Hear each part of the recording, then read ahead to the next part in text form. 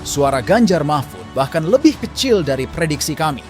Ganjar Mahfud akan mendapat suara dari 3 kelompok, di mana ada kepentingan partai dan caleg PDIP yang harus diselamatkan. Lebih jelas akan kami sampaikan nanti, jangan skip videonya.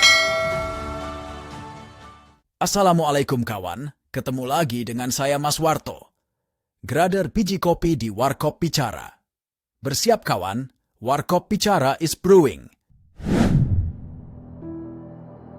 Pada 2022 sampai pertengahan 2023, elektabilitas Ganjar masih yang tertinggi.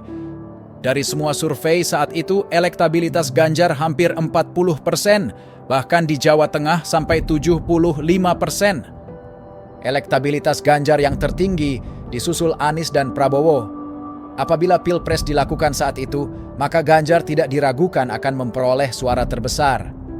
Selain Jawa Tengah, di Jawa Timur, Sumatera Utara, Bali, Nusa Tenggara, Kalimantan Tengah, Kalimantan Timur, Sulawesi Utara, Maluku, sampai Papua semua menunjukkan elektabilitas Ganjar tertinggi.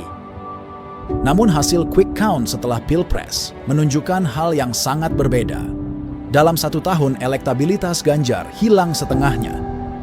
Berdasarkan quick count suara Ganjar hanya 17%, kurang lebih sama dengan suara PDIP. Hanya Provinsi Papua Tengah yang bisa dimenangkan Ganjar Mahfud. Bahkan suara di daerah basis PDIP, Ganjar Mahfud hancur rungkat. Kami akan menggunakan Carta Politika yang merupakan konsultan politik Ganjar Mahfud. Perolehan suara di wilayah basis, Jawa Tengah hanya 34%, ditekuk Prabowo Gibran yang 51%. Di Bali, Ganjar cuma dapat 39% dan Prabowo 55%. Dan Sulawesi Utara lebih memalukan lagi, Ganjar hanya dapat 15% suara, Prabowo sangat dominan di 77%. Padahal di 3 provinsi tersebut, PDIP selalu dominan dan capresnya selalu menang telak. Tapi sekarang malah kalah telak. Suara Ganjar Mahfud bahkan lebih kecil dari prediksi kami.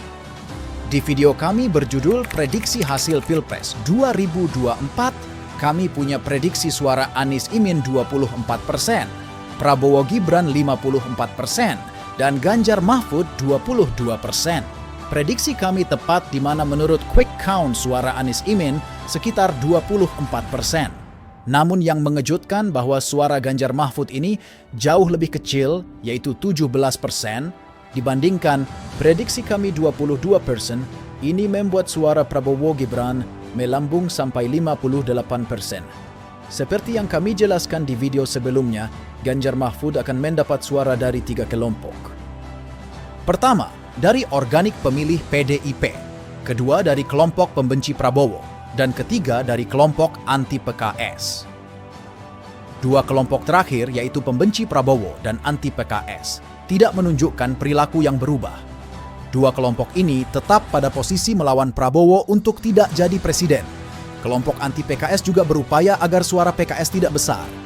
Kemudian apa yang menjadi faktor sangat kecilnya suara Ganjar Mahfud? Ternyata kehancuran suara Ganjar dari pemilih organik PDIP. Mereka ada perubahan behavior, di mana ada kepentingan partai dan caleg PDIP yang harus diselamatkan. Lebih jelas akan kami sampaikan nanti, jangan skip videonya.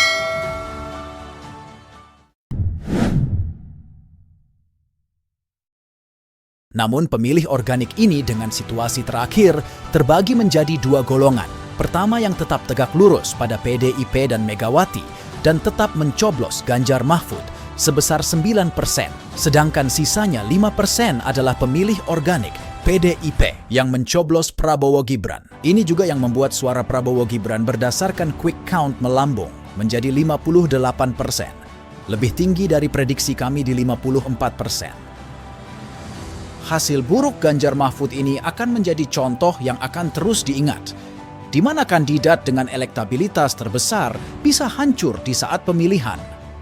Arogansi Megawati dan jumawanya Ganjar yang di awal berpikir akan mudah menang, menjadi tangisan tidak percaya bahwa suara Ganjar Mahfud hanya 17% dan suara PDIP turun menjadi 16%.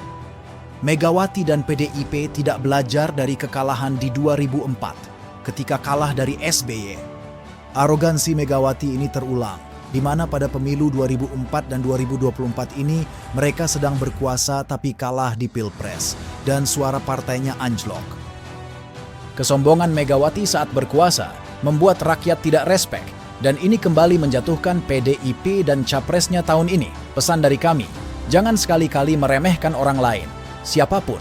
Karena di Pilpres kali ini kita menyaksikan seorang murid yang mengalahkan gurunya. Sang murid bisa membuat 75% rakyat cinta padanya dan membawa rakyat melawan Megawati dan menghukum PDIP. Dan sang murid sudah 8 kali ikut pemilihan tanpa pernah kalah. Bagaimana menurut Anda? Apakah setuju dengan pendapat saya? Silakan Anda tulis komentar Anda dan bagikan video ini ke kawan-kawan Anda. Itu saja yang kami sampaikan kali ini. Tunggu cerita-cerita kami berikutnya. Selamat menikmati kopi Anda dan wassalam.